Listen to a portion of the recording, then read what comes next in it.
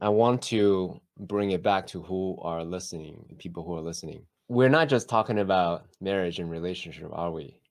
Can you see, based on your experience, your personal as well as your coaching experiences with your clients, do you see a transference to the area of career, money, COVID, and other things? I'm curious to know if you have other stories like that's correlated. 100%. Yeah, this is part of what's compelling about the work I and you get to do. And so frustrating for us as humans, I think, because again, everywhere we go, there we are. So if I have, let's say that my relationship to commitment is that it's imprisoning. And then I'm going to go into my life and I'm going to try to live my life in response to that relationship to commitment. So I'm going to do things like, first of all, I'm going to notice all the people that are in commitment that are imprisoned. I'm going to look for the evidence to support my belief. I'm going to find myself into relationships that are the expression of that. So that means I'll either jump from relationship to relationship, and maybe I have a great sex life as a result of it. Like it doesn't all have to be bad. Or I'll get into the relationships I do get into that I stick with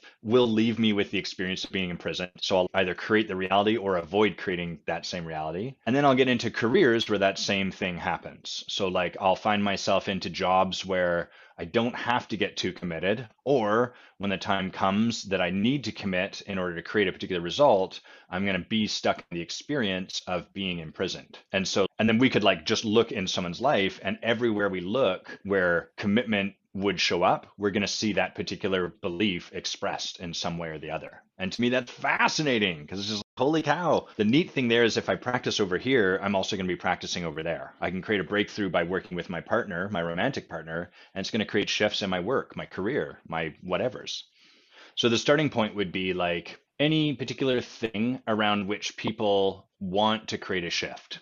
So it could be money, or it could be the way relationship goes, or it could be your career, or the fact that you always seem to have a boss that's a jerk to you, or whatever. So that's starting point is like, where's an area that we want to create a shift? And then what we tend to do when, so I'm going to first talk about what we typically do, and then what I would suggest as a practice that's not what we typically do. What we typically do is we're like, here's the thing I want to create a shift around. How do I change my circumstances? So if it's my boss is a jerk, get a new job. Money is scarce, find a job that pays me more money. Or find a way to be content living with less money. We can go to either side of the two poles. So all of that is typically about changing our circumstances. And this is why New Year's resolutions are often, they either fail, we just give up on them, or why we create the result, but then it doesn't really change our lives that much. It's like we've just rearranged the furniture inside the same apartment, is because it's usually devoted to changing our circumstances and expecting that's going to create a different experience of life.